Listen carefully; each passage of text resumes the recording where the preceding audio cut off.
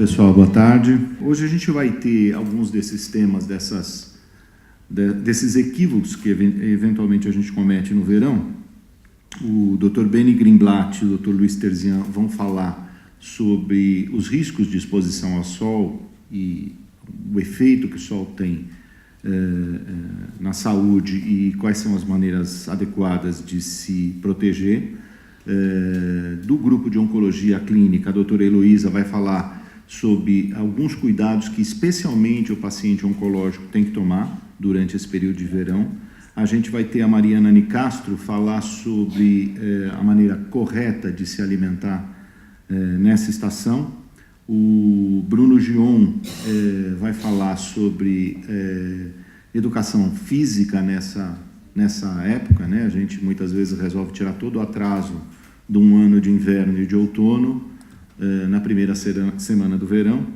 E toda essa mesa será coordenada pela doutora Selma Cerné. Como eu sempre falo, a informação é poder, então vocês espremam os nossos palestrantes e um bom evento para todo mundo.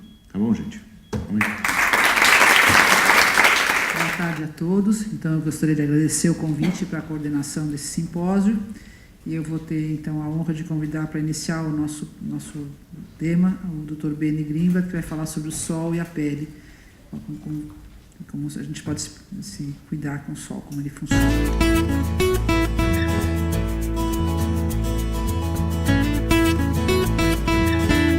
Boa tarde, gente. A ideia aqui é falar um pouco o que é essa radiação solar, né? Como que ela atua aí na pele, e aí também falar um pouco de proteção solar. Então, o que é essa radiação solar? Quando a gente pensa na radiação solar, na verdade é um espectro de diferentes raios, e o que interessa para a gente é essa faixa aqui, que é o que chega aqui na Terra para a gente, então vai ser a radiação ultravioleta do tipo B e a radiação ultravioleta do tipo A. Até às 10 horas da manhã, a gente vê que a flechinha vermelha aqui é menor, e depois das 3 da tarde, também no final da tarde, ela é menor. Quando a gente fala da radiação UVA, vocês podem ver que ela é praticamente contínua, na verdade ela é igual o dia todo. E aqui para lembrar de coisas que acabam piorando essa exposição, porque a gente estava falando do sol, da radiação que está vindo de cima, digamos assim, do sol, mas a gente tem que lembrar que quando a gente está na areia, essa areia também reflete. E quando a gente está dentro da água no mar, até meio metro de profundidade, você ainda tem um pouco de radiação ultravioleta. Então, mesmo dentro da água, né, até meio metro, você também está recebendo radiação ultravioleta. Algumas pessoas agora no final do ano não vão para a praia, né, foram para a neve.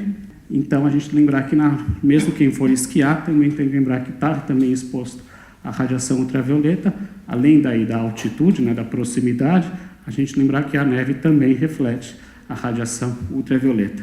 Então, qual que é a importância do Sol? Como fonte de energia, então controla a temperatura, ajuda no movimento das águas, das marés, está ligado com a fotossíntese e traz efeitos benéficos para o ser humano, atuando na formação dos ossos. Esse ciclo que a gente faz de ritmo dia-noite é importante para o corpo humano. Para muitas pessoas, mas na verdade para todo mundo, mas para algumas isso é mais intenso, tem um efeito, acaba sendo como quase um antidepressivo, né? Traz um efeito benéfico para emocional e provoca o bem-estar. Então a ideia é a gente conseguir ter tudo isso sem ter os malefícios. Então o que é essa proteção solar? Não é isso, tá, gente? Ninguém quer que vocês vão assim para a praia, a ideia é que ninguém precisa exagerar. Então, primeira coisa, procurar ficar na sombra o máximo que der, né? Você consegue aproveitar a praia do mesmo jeito. Lembrar que chapéu e camiseta protegem, né? Então tem alguns tecidos até que protegem mais.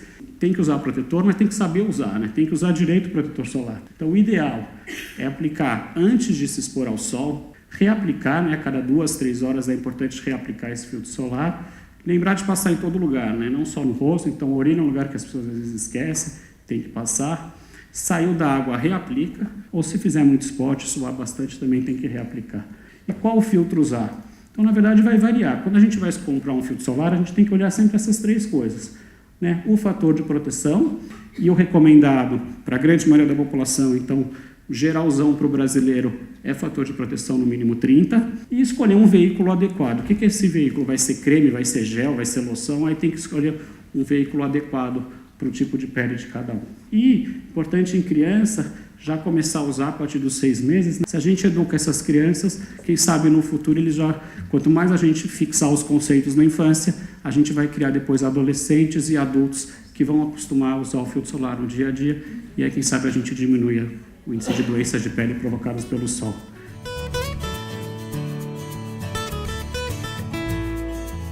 Oi, gente, boa noite, tudo bem? Sou Mariana Castro e vou representar aqui a minha equipe de nutrição aqui do hospital para falar um pouquinho sobre como passar essa estação comendo saudável. Uma alimentação saudável não é só comer, né, frutas, legumes, verduras, tomar água, né, é uma junção de várias coisas, né? Então aí a gente tem uma definição pelo Ministério da Saúde, disponível no Guia Alimentar para a População Brasileira, que fala que assim, tem que reunir um pouquinho de tudo, né? A quantidade ideal, a qualidade ideal, e que seja colorida e segura sanitariamente. Aí, preferir os alimentos mais grelhados, assados, cozidos. E os temperos naturais, né, gente? É bom a gente usar mais eles do que o sal para poder realçar o sabor. Então, quanto mais água a gente consumir, menos sódio, melhor para a nossa saúde, para a prevenção também de doenças crônicas não transmissíveis, incluindo o câncer. No café da manhã, leite, iogurte, queijos e derivados que tem a vitamina D. Preferência as frutas, tá? Do que o suco. Mas, claro, entre um suco e um refrigerante é melhor o suco. E também pães, torradas, tapioca, os pães que forem integrais, também as fibras, elas ajudam bastante na saciedade, no funcionamento do intestino, adequado com o consumo de água. O que comer no almoço e no jantar, né? As leguminosas, que são os feijões, grão de bico, ervilha, lentilha, verduras e legumes crus e refogados, tá? Então, salada à vontade. Cereais, a gente prefere também sempre os integrais, arroz integral, macarrão integral, se possível. Carnes, aves, peixes e ovos, né? Que é também a opção proteica. E também de sobremesa, sempre preferir a fruta, né? Ah, não posso tomar um sorvete, não posso comer um docinho? Claro que pode, né? Mas não virar isso uma rotina. Aqui os lanches intermediários ou refeições intermediárias, dá para pensar um pouquinho assim, o que eu levo quando eu for trabalhar? Então as frutas são sempre uma boa opção, barras de cereais, sementes, frutas oleaginosas, que são as castanhas, as nozes, amendoim, elas são muito boas porque tem muitos micronutrientes e é uma gordura muito melhor do que as gorduras de origem animal, tá? Que vem da carne, do frango, enfim. Frutas secas, frutas desidratadas, iogurte, coalhada, se você tiver uma oportunidade de ter uma geladeira no seu trabalho, no ambiente que você fica a maior parte do seu dia. Chás, torradas integrais, os chips de legumes assados, água de coco, os sucos de frutas, tá? De preferência não os industrializados, biscoitos integrais e snacks de legumes. E aí, aproveitando para falar um pouquinho aqui, o que pode se levar na praia também, né? Esses alimentos, às vezes, você vai numa praia que é um pouco afastada, que não tem um quiosque para você comer, também está lá na praia, no calor, suando, faz um esporte. O importante é não ficar muito tempo em jejum. E aí se preocupar e sempre fazer as escolhas saudáveis. Por exemplo, tem um moço passando com milho e um com pastel. Preferência o milho, né, gente? Porque o pastel é gordura. Então, assim, não é a opção talvez mais gostosa, mas é a opção que vocês vão se sentir melhores depois de comer. E a hidratação também, a gente tem que aumentar sempre a ingestão de líquidos, principalmente no verão, porque a gente perde mais, a gente sua mais.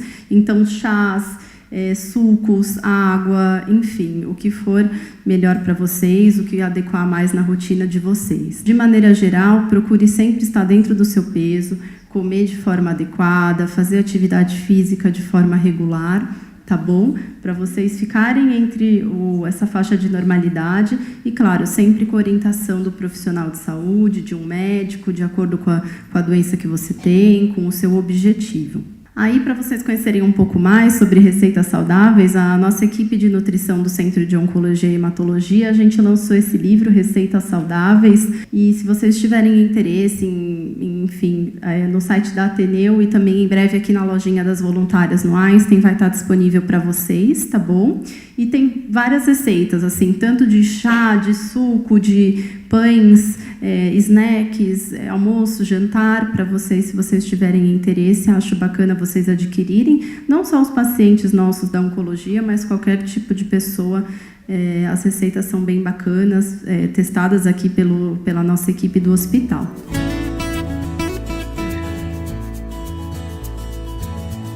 Boa tarde a todos. O que o sol pode causar como efeito nocivo? Efeito mais imediato, queimadura solar e vermelhidão, diminuição da defesa imunológica, alterações oculares e, mais a longo prazo, fotoenvelhecimento cutâneo, câncer de pele e manchas na pele. A vermelhidão causada pela exposição ao sol, principalmente aquela radiação chamada ultravioleta B, pode começar já 2 horas após a exposição e vai ter um pico em 12 a 24 horas, que é aquela noite ardida que a pessoa não consegue dormir direito, né? Aparecem mais infecções, como herpes simples, isso é por causa da diminuição da imunidade, e queimaduras, que podem ser diretas ou relacionadas a alguma substância, que são as reações fototóxicas. Tem manchas, e o principal marcador em quem tem pele clara é a sarda. Então, sarda é um sinal de alerta. A sardinha está acesa, forte, pegou mais sol do que devia. Parou de tomar sol, a sardinha naturalmente clareia. E o sol a gente não tem que ter como um amigo apenas, também tem que temê-lo, né? Ele pode causar o câncer. Então a gente vê aqui um caso típico, pele bem envelhecida e ali na glabela, ali no meio da testa, um tumor de pele. O mais frequente deles é o carcinoma basocelular, que vem de uma camadinha da epiderme chamada camada basal. E aí ele vai se manifestar de diferentes maneiras. Pequenas bolinhas meio peroladas que podem ulcerar, áreas avermelhadas que podem ou não ter casquinhas, feridas que não cicatrizam e até tumores destrutivos, como a gente vê aqui. Outro tumor bastante frequente é o carcinoma espinocelular, que é de uma camada um pouquinho mais superficial da epiderme, que é a camada mais superficial da pele. Ele pode ter lesões como verrugas ou ulcerações, lesões no lábio, lesões no nariz, pode se confundir com verrugas, pode aparecer como úlceras, inclusive nos genitais. Ele é mais grave que o basocelular. O basocelular é muito difícil espalhar, causar metástases. Já o carcinoma espinocelular acontece com maior frequência o espalhamento e o surgimento de metástases, quer dizer, o tumor vai para outros órgãos. O terceiro mais frequente, porém o mais grave dos tumores cutâneos, é o melanoma. Um tumor que vem em células próximas às células da basal, que são as células que dão pigmento à pele, os melanócitos. O melanoma tem mais tendência de espalhar, de dar metástase. Então, se a gente conseguir descobrir ele no comecinho, curamos praticamente 100% das pessoas. Se a gente descobrir ele bastante avançado, o índice de cura cai absurdamente, chegando a menos de 10% em vários casos.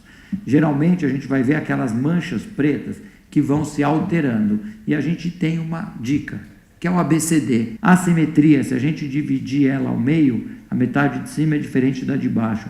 Se dividir assim, a da esquerda é diferente da direita. Assimétrico, bordas irregulares. Múltiplas cores, se tem uma cor, ok. 2 cores ainda tudo bem. Começa a ter 3 cores, vermelho, marrom, preto, castanho, azul, cinza, já é uma lesão preocupante. E o diâmetro, acima de meio centímetro ou 6 milímetros, já começa a ser preocupante. Então a gente vê aqui uma lesão irregular, negra, inclusive essa já com nódulo, já é uma lesão avançada de melanoma. Prevenção do câncer de pele. Tem estudos mostrando que proteção solar antes dos 18 ou 20 anos reduzem até 85% o risco de câncer de pele não melanoma. E se não tiver queimadura solar com bolha na infância, diminui pela metade o risco do melanoma maligno. Tem substâncias orais que podem ajudar na proteção, mas não protegem diretamente. A radiação atinge a pele e o dano é um pouquinho revertido por substância antioxidante. Ele é um complemento, não substitui todas as medidas de fotoproteção. Para prevenir do câncer, além de proteger-se do sol, também tem que fazer o diagnóstico precoce, conhecer as lesões, tentar identificar em si e também nos familiares, nas pessoas que a gente gosta, e procurar o dermatologista regularmente. E também, né, mesmo com tudo isso, eu acabei de estar na praia esse fim de semana, a gente vê um monte de gente falar, mas eu passei o protetor solar, não tem problema eu ficar assim no sol, que eu estou protegida. Não é bem assim que funciona. Muito obrigado a todos.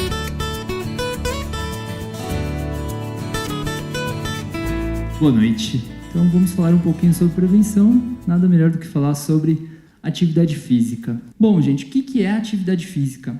Atividade física, por definição, é qualquer movimento corporal produzido pela musculatura resultante em um gasto de energia acima do repouso. Então, gente, se a atividade física é qualquer movimento, então a gente tem que entender a atividade física como um comportamento e não só como um hábito a ser criado ou ser substituído.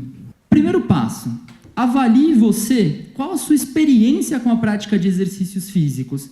O que você já fez? O que você tem de experiência? Porque isso vai te dar base para você desenvolver esse novo hábito, para você desenvolver esse novo comportamento. E aí você tem que ter um objetivo com esse treinamento, com essa atividade física, qual for o seu. Para criar um novo hábito, qual o primeiro passo? Data. E não só a data do primeiro dia, não só o planejamento do primeiro dia, mas um planejamento estruturado, para que isso vire um novo comportamento. Segundo passo, horário. Você tem que encontrar um horário que seja factível. Terceiro passo, inclua na sua rotina. Mas tenha uma certeza, imprevistos acontecerão. Então, para que você mantenha o exercício dentro da sua rotina, você tem que ter o quê? Um plano B. Por exemplo, tenho o objetivo de correr às terças e quintas, das 7 às 7h20 da manhã, nas ruas do meu bairro. Ótimo. Está chovendo. O que eu faço? Poxa, eu consigo fazer exercício em casa? Consegue. Eu consigo descer para a esteira, se tiver uma esteira? Consigo. Então, tenha um plano B. Execute de uma maneira correta. Se você não fizer com atenção, você não vai perceber o benefício que aquela atividade vai te trazer. Mas se mesmo depois disso tudo, você ainda se perceber embarreirado, olha, Bruno, planejei, criei plano B, usei o alfabeto inteiro e não deu certo. Tudo bem, eu entendo, barreiras existem, gente. Então, vamos pensar pequeno. Qual a recomendação de atividade física para a prevenção de N doenças? Mais de 15 cânceres podem ser prevenidos a partir de um hábito regular de exercícios. 150 minutos de atividade física leve ou 75 minutos de atividade moderada / vigorosa. Distribuídos em pelo menos 3 dias da semana, tá? Com pelo menos 30 minutos ou 25. Agora sim, Bruno, olha, 30 minutos 3 vezes por semana ou 30 minutos 5 vezes por semana, não dá. Tudo bem, divide. Faz 10 minutos de manhã, troca o elevador pela escada, caminha um pouco mais, utiliza o transporte público. Quanto tempo você fica sentado no seu dia? Então eu queria convidar vocês agora a assistir os últimos 2 minutos de pé. Ficar muito tempo sentado, mais de 8 horas, é muito prejudicial à saúde. Tem relação com dores nas costas, com aumento de doença cardiovascular, com aumento de risco de câncer. Tá? Também tem alguns estudos que mostram.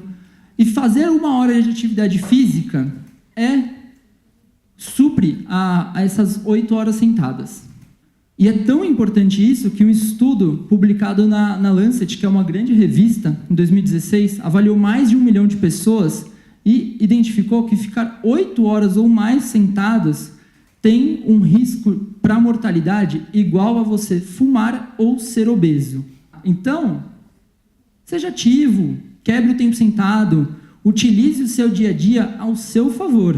Esses daqui são 15 tipos de cânceres que o exercício físico previne. Resumindo, considere suas vontades e experiências antes de fazer exercício. Você vai determinar o seu novo comportamento. Tenha objetivos claros, saiba onde você quer chegar com esses exercícios. Planeje-se para fazer isso, faça com atenção, identifique e supere as suas barreiras. Tenha pequenas atitudes, como ficar de pé agora. Quem quiser pode ficar de pé até o final, tá? Fique de pé. Visualize os benefícios imediatos, como sorrir um pouco mais, tá? E tenha um acompanhamento profissional se você tiver um objetivo maior. Vamos fazer desse exercício muito além de muito mais que uma resolução de ano novo? Vamos? Bom, muito obrigado, pessoal. Estou à disposição.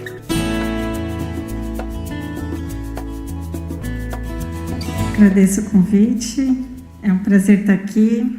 Cuidados com a pele, então, os pacientes que estão em tratamento sistêmico para o câncer, né? Em quimioterapia, em uso de drogas alvomoleculares ou em imunoterapia, são todas medicações que deixam a pele de uma maneira mais sensível e mais exposta aos efeitos nocivos do sol.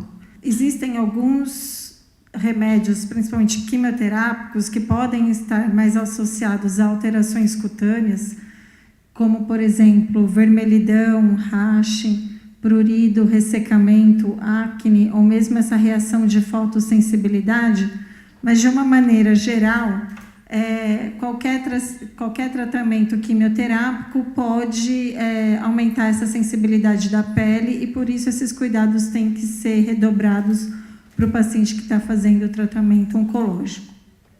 A gente tem que manter a pele hidratada, isso ajuda a evitar algumas dessas reações, e ter uma exposição do sol bastante cautelosa. E esses cuidados, eles devem durar por pelo menos 3 meses após a última dose do tratamento. Com relação aos pacientes que estão em radioterapia, aqui o cuidado é maior.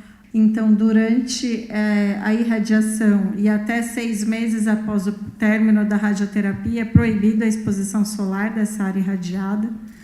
E, mesmo assim, existe um risco crônico a longo prazo, que pode durar anos, não tem um tempo muito preciso para a gente ter segurança de expor aquela área novamente ao sol, mas é uma área que, cronicamente, ela vai ter uma hipersensibilidade, a gente vai ter um risco de um recall, que a gente chama, né, de repetir um pouco daqueles sintomas de queimadura que o paciente pode ter apresentado durante a radioterapia. Com relação à prática de atividade física, então, ela é recomendada durante o tratamento oncológico. Com relação à alimentação, acho que a Natália já frisou, de uma maneira geral, os pacientes oncológicos não têm grandes restrições durante o tratamento oncológico, com exceção dos pacientes que têm um câncer hematológico, que vão passar por um processo de transplante ou de quimioterapia muito intensa, que causa uma grande baixa da imunidade. Desde que você conheça a procedência de frutas e verduras, mesmo cruas, a gente não proíbe, né? Manter uma hidratação adequada durante o tratamento oncológico, especialmente no verão, lembrando que existe aí um risco um pouco maior de desidratação.